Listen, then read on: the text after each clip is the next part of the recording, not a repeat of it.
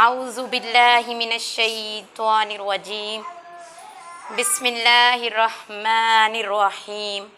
سورۃ البقرہ آیت نمبر 149 اور 50۔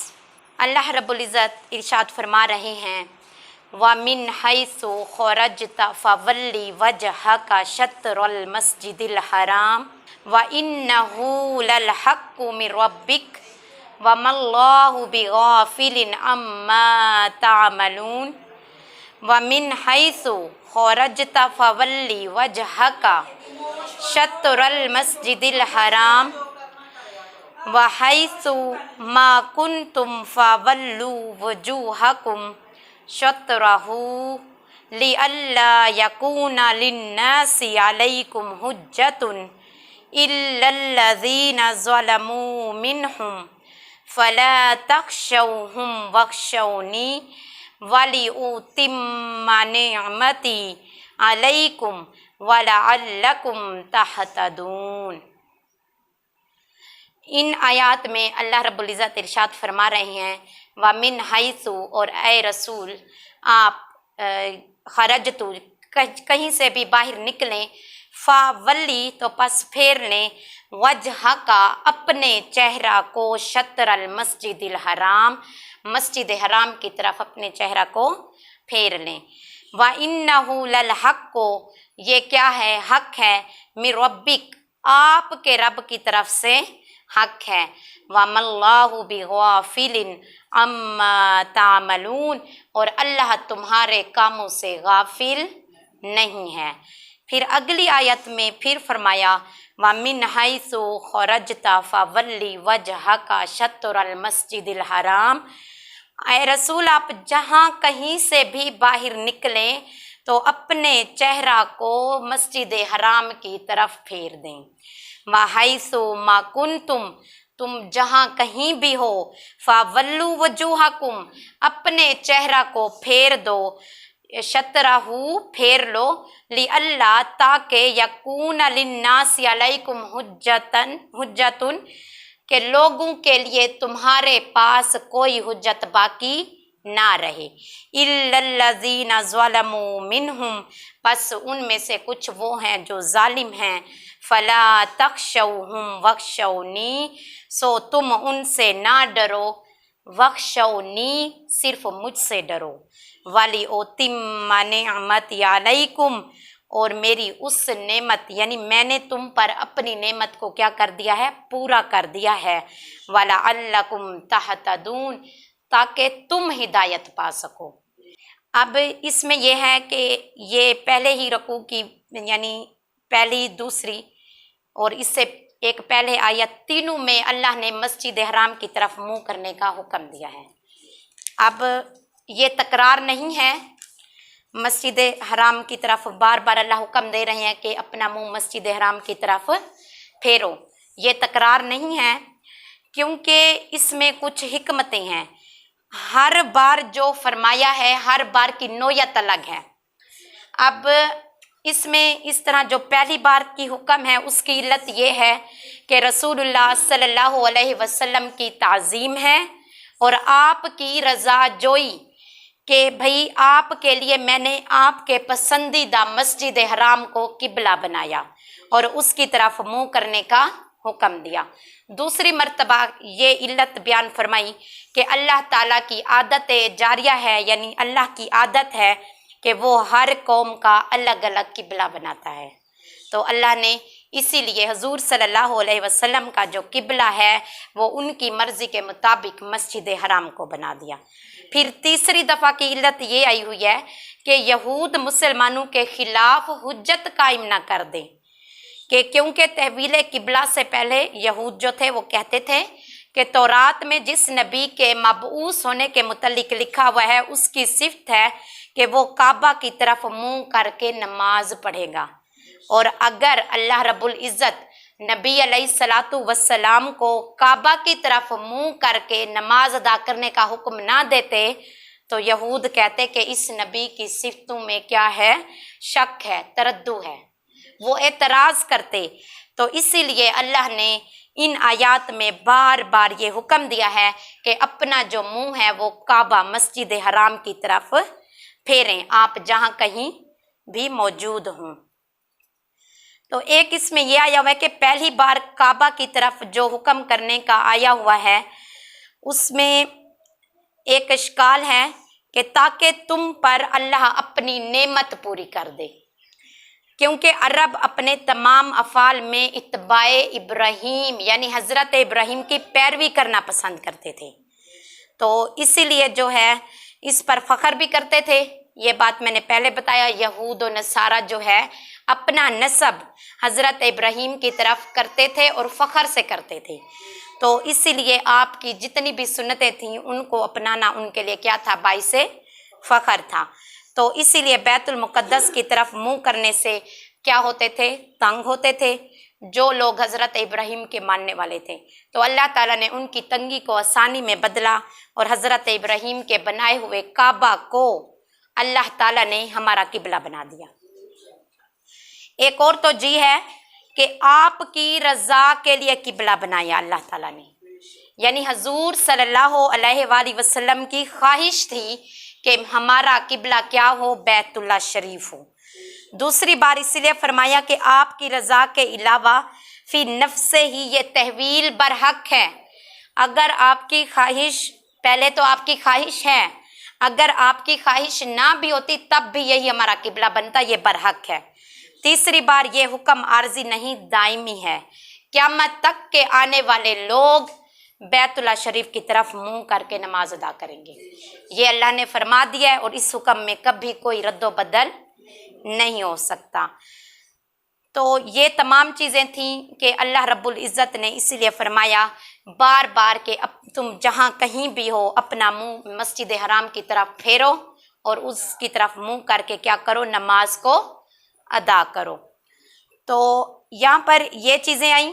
फिर अल्लाह ने उससे अगली आयत में 150 में इरशाद फरमाया, कमा अरसलना फीकुम रसूलम मिनकुम यतलू अलैकुम आयातिना वयुज़क्कीकुम वयुअल्लिमुकुमुल किताब वल हिकमत वयुअल्लिमुकुम मा लम तकूनु तालमून।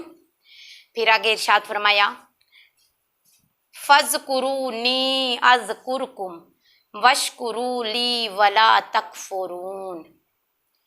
तो इस हम पहले ये वाली आयत देखते हैं कि अल्लाह ने इरशाद फरमाया है, कमा इसी तरह, अरसलना हमने भेजे, फ़ीकुम तुम में, किनको भेजा, रसूल मिनकुम, अल्लाह कह रहा है कि मैंने अपनी तरफ से तुम्हारे लिए क्या भेजा, रसूल भेजा।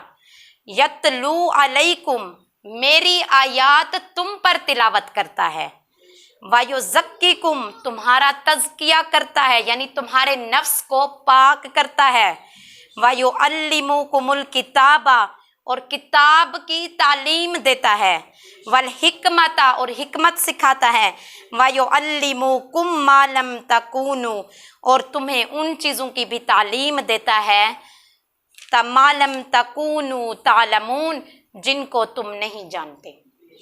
ये अल्लाह फरमा रहा है कि मैंने तुम्हारे दरमियान जो नबी रसूल भेजा है ये उसके काम हैं जो वो तुम लोगों के लिए करता है, और यही मकसद था कि हजूर सल्लल्लाहु अलैहि वसल्लम को हमारे दरमियान भेजा गया।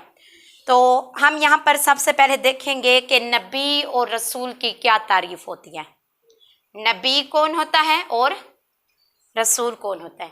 अक्सर हम हजूर सल्लल्लाहु अलैहि वसल्लम के बारे में नबी भी बोलते हैं कि अल्लाह के नबी, हमारे नबी, और रसूल भी बोलते हैं, ऐसा है। तो क्या इन दोनों में फ़र्क है या दोनों एक ही को कहा जाता है?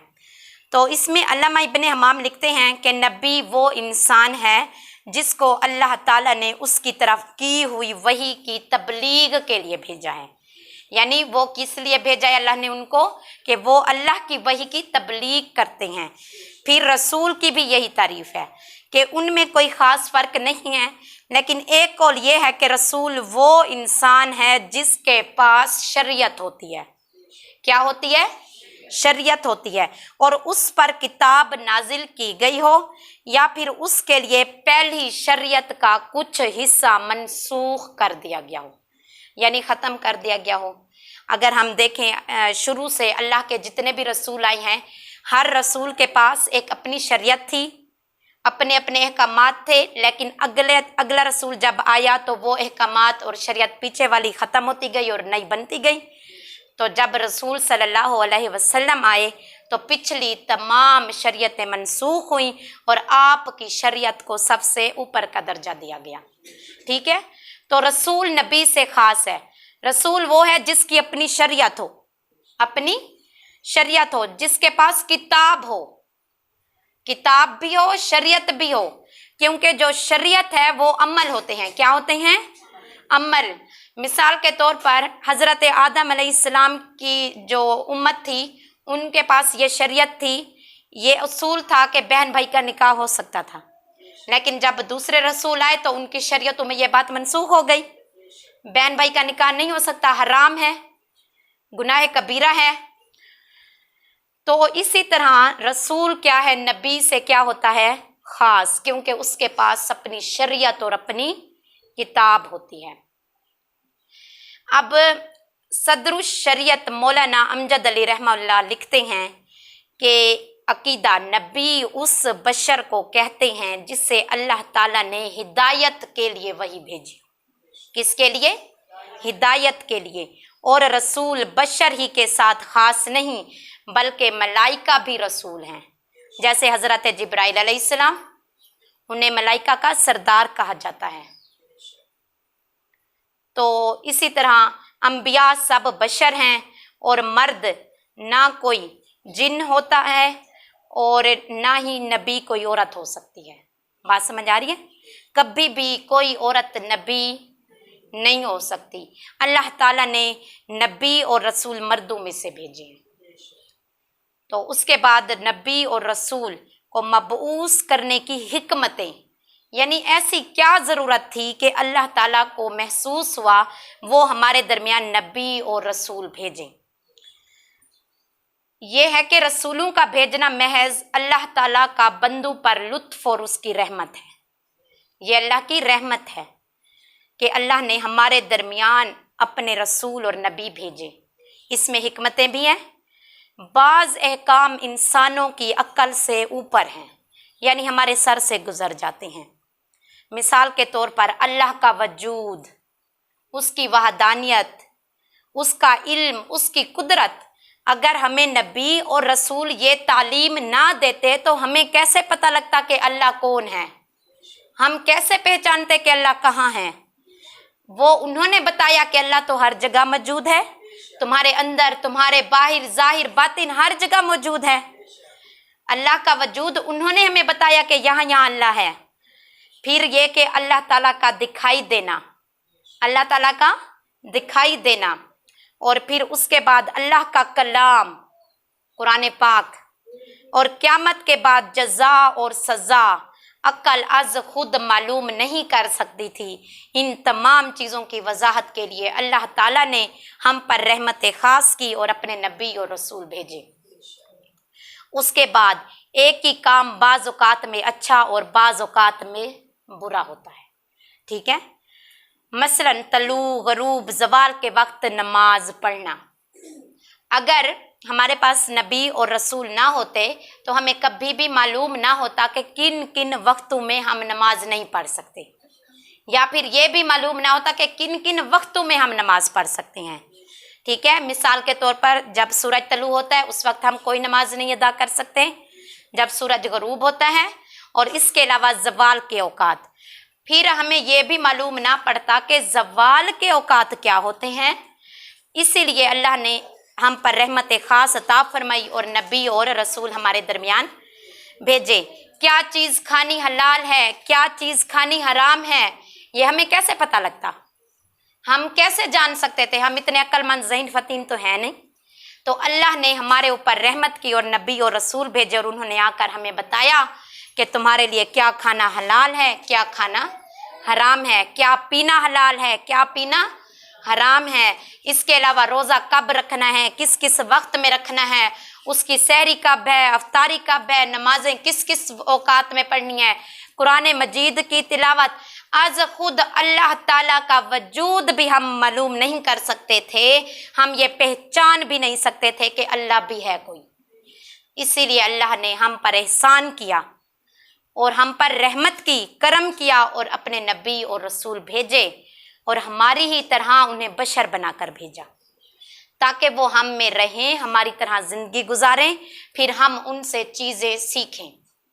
तो ये हिकमतें थीं कि अल्लाह ताला ने हमारे दरमियान नबी और रसूल मबऊस फरमाए। उसके बाद एक आखिरी आयत जो मैंने पढ़ी आपके सामने आज के सबक की कि फ़ज़कुरूनी अज़कुरकुम वशकुरूली वला तकफुरून, सो तुम मुझे याद करो, मैं तुम्हें याद करूँगा, तुम मेरा शुक्र अदा करते रहो और मेरी नाशुक्री ना करो। तो इसमें हम ये देखेंगे कि अल्लाह को याद करना और फिर उसके बदले अल्लाह हमें कैसे याद करता है।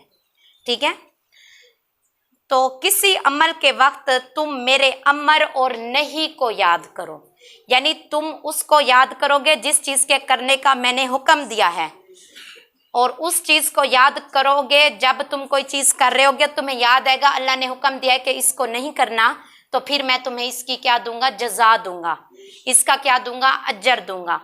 फिर ये है कि तुम मुझे इबादत और अताअत से याद करो, यानी मेरी इबादत भी करो, मेरी पैरवी भी करो, फिर मैं तुमको सवाब से याद करूंगा, यानी मैं तुम्हें सवाब दूंगा, ये मेरा याद करना है। फिर यह कि तुम राहत में मुझको इबादत और दुआ से याद करो, मैं तुम्हें अता करके याद करूंगा और नेमत से याद करूंगा। फिर एक कौल यह कि तुम मुझसे सवाल करो, मैं तुम्हें अता करूंगा। फिर एक कौल यह कि तुम मुझको तौबा से याद करो, मैं तुमको अफूवर दरगुजर, यानी तुम पर करम करके तुम्हें याद करूंगा। फिर तुम मुझे दुनिया में याद करो, मैं तुम्हें आखिरत में याद करूंगा। तो कभी जिक्र ज़ुबान से होता है, जैसे हम करते हैं अल्लाह ताला की हमद सना, तस्बीहात, दरूद पाक और कुरान मजीद की तिलावत, ये ज़ुबानी ज़िक्र हैं। और कुछ ज़िक्र फिर होते हैं दिल से। किससे? दिल से। जैसे अल्लाह ताला की ज़ात और सिफ़ात को दलाइल के साथ मानना, यानी अल्लाह में नज़र तो नहीं आता, लेकिन फिर हम अल्लाह की सिफ़ात उनके दलाइल के साथ वाज़े करते हैं कि अल्लाह तो हर जगह मौजूद है। फिर हम अल्लाह को देखने की कोशिश करते हैं, उनकी हिकमतों पर गौर व फिक्र, तदब्बुर व तफक्कुर करते हैं। फिर क्या है? ये दिल का जिक्र है। क्या है? दिल का जिक्र है। तो इमाम इब्न माजा हज़रत अब्दुल्ला बिन बसर से रवायत करते हैं, एक अराबी ने अर्ज़ की। अब अराबी कौन होता है? अरब के देहात का बंदा। जब वो नबी के पास आते थे तो उन्हें अराबी कहा जाता था। तो उसने अर्ज़ की, या रसूलल्लाह सल्लल्लाहु अलैहि वसल्लम, इस्लाम के अहकाम बहुत से हैं, मुझे कोई ऐसी चीज़ बताइए जो मैं अपने ऊपर लाजिम कर लूँ, यानी वो सबसे बेहतर भी हो और मैं उसे हर वक्त याद करूं। आपने फरमाया, तुम अपनी ज़ुबान को अल्लाह के ज़िक्र से हमेशा तर रखो। सुनन इब्ने माजा की ये रवायत है। फिर हज़रत अबू हुरैरा बयान करते हैं कि आपने फरमाया, अल्लाह ताला फरमाता है, जब बंदा मेरे ज़िक्र से अपने होठ तर करता है तो मैं उसके साथ होता हूँ, यानी वो अल्लाह के हुक्म से अल्लाह का ज़िक्र करता है। तो ख़ास मोमिनीन आरिफीन दिल के साथ ज़िक्र करते हैं, यानी उनकी अल्लाह से लगन दिल की मार्फत के ज़रिए होती है, सिर्फ ज़ुबानी और कलामी। हर वक्त उनके दिल में अल्लाह की याद रहती है, अल्लाह का ज़िक्र रहता है। वो दुनिया तो भूल जाते हैं लेकिन अल्लाह को याद करना नहीं भूलते। तो अबू उस्मान से किसी ने शिकायत की कि हम ज़ुबान से ज़िक्र करते हैं लेकिन हमारे दिलों में हलावत यानी मज़ा नहीं आता, वैसे ज़ुबान से हम ज़िक्र करते रहते हैं। आपने निहायत ही खूबसूरत जवाब दिया, मुझे तो बहुत पसंद आया है कि आपने फरमाया, तुम शुक्र पढ़ो कि तुम्हें इतनी तौफीक तो है कि तुम्हारे जिस्म का कोई एज़ा अल्लाह का ज़िक्र कर रहा है। तो मालूम होता है ज़ुबान का ज़िक्र करना भी अल्लाह की तौफीक है। अगर आपके दिल में हलावत महसूस नहीं भी होती तो कोई बात नहीं, एक दिन ऐसा आएगा कि हलावत भी महसूस हो जाएगी। एक दिन जुबान करते करते वो दिल तक उतर जाएगी, वो लफ्ज दिल में आ जाएंगे, फिर दिल भी अल्लाह अल्लाह की सदा लगाएगा। तो अबू उस्मान नहदी ने कहा, मैं उस वक्त को जानता हूँ जब अल्लाह मुझे याद करता है। तो फिर अर्ज किया गया, वो कौन सा वक्त है? उन्होंने जवाब दिया, जब मैं अल्लाह का जिक्र कर रहा होता हूँ तो अल्लाह क्या उस वक्त मुझे याद करता है। जुन्नून मिस्री ने कहा, जो हकीकत में अल्लाह का जिक्र करता है वो उसके माँ सिवा को भूल जाता है, यानी उसके अलावा उसको कोई बात याद नहीं रहती, और अल्लाह हर चीज से उसकी हिफाजत करता है फिर, और उसको हर चीज का बदल अता फरमाता है, यानी उसको कोई परेशानी और तंगी नहीं होती। हजरत माज बिन जबल रदियल्लाहु अन्हु ने फरमाया, अल्लाह के जिक्र से ज्यादा और कोई अमल अल्लाह के अजाब से निजात दिलाने वाला नहीं है। सुनन इब्ने माजा की रिवायत है। ये भी हक तो ये था कि हम उसको याद करते, हक क्या था? हम उसको याद करते, फिर उसकी मर्जी थी वो हमें याद करता या ना करता, लेकिन वो हमारा मालिक है, हमारा बादशाह है। हम इस काबिल तो नहीं थे कि वो हमारे साथ मसावी यानी यकसा सलूक करता, हम उसको याद करते रहते, वो याद करता ना करता उसकी मर्जी थी। लेकिन मेरे अल्लाह की शान तो देखें, उसकी रहमत तो देखें। उसने कहा, मुझे याद करो तो मैं तुम्हें भी याद करूंगा। उसने कुरान में फरमाया कि मुझे याद करो मैं तुम्हें याद करूंगा। अब वो कैसे कैसे तरीकों से याद करता है, हम दुआ में उसे पुकारते हैं, याद करते हैं, वो दुआ कबूल करके हमें याद करता है। और हदीस कुदसी के अल्फाज हैं कि जब बंदा अकेले अल्लाह को याद करता है तो मैं अल्लाह, यानी हदीस कुदसी वो हदीस होती है जिसमें जो अल्फाज हैं वो अल्लाह ताला के खुद के होते हैं, सिर्फ पहुंचाए रसूलुल्लाह सल्लल्लाहु अलैहि वसल्लम ने हम तक होते हैं। तो उसमें अल्लाह इरशाद फरमाता है, जब मेरा बंदा अकेले मुझे याद करता है मैं अल्लाह अकेले में याद करता हूँ, और जब मेरा बंदा मजलिस की सूरत में मुझे याद करता है तो मैं उसकी मजलिस से बेहतर मजलिस में उसे याद करता हूँ, और उसकी बेहतर मजलिस क्या होगी? फरिश्तों की मजलिस होगी। तो वहाँ पर फिर हमारा अल्लाह हमें याद करता है। तो फिर आगे फरमाया अल्लाह ने कि मेरा शुक्र अदा करते रहो और मेरी नाशुक्री ना करो, इबादत करके मेरा शुक्र करो, मासियत यानी गुनाहों में पढ़कर मेरी नाशुक्री ना करो। जिन चीज़ों का मैंने हुक्म दिया है उनको अपनाकर उन नेमतों को सही तरीके से अदा करके मेरा शुक्र अदा करो, यानी उन नेमतों का एहसान मानकर हक जताकर उनके जरिए मेरा शुक्र अदा करो जो जो मैंने तुमको अता किया है। अब अल्लाह ने हमें जितनी भी नेमतें दी हैं ये अल्लाह का एहसान है, इसमें किसी बंदे का कोई कमाल नहीं है। क्या आप अल्लाह के ज्यादा लाडले आ गए हैं जो अल्लाह ने आपको नेमतें दी हैं? ऐसा नहीं है, ये अल्लाह की रहमत है, ये अल्लाह का फजल है। वो जिससे चाहे, जैसे चाहे, जिस तरह चाहे अपने फजल से नवाजे। थोड़ा नवाजे ये उसकी मर्जी है, ज्यादा नवाजे तो ये उसका करम है।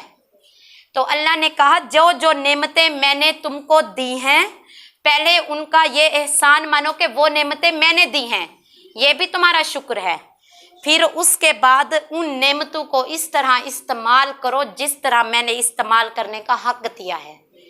कहीं ऐसा ना हो कि भूल भुलैया में सोच करके ये नेमतें तो हमारी वजह से है, मेहनत हमने खुद की है, आज जो है हमारे पास हमने खुद कमाया है, अब अल्लाह ने कहा है तो मेरी राह में दो, फिर पीछे हट जाओ। नहीं नहीं, अल्लाह ने कहा उनको उस तरह उन नेमतों को इस्तेमाल करो जो हक मैंने दिया है।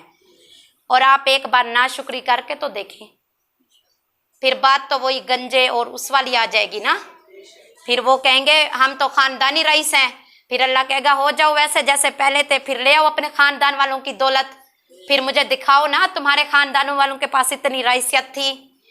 तो ये अल्लाह की शान है अता करना, और फिर ये बंदे की शान है कि अल्लाह के हुक्म के मुताबिक उसको संभाले। व मा अलैना इल्लल बलागुल मुबीन। सदक़ल्लाहुल अज़ीम।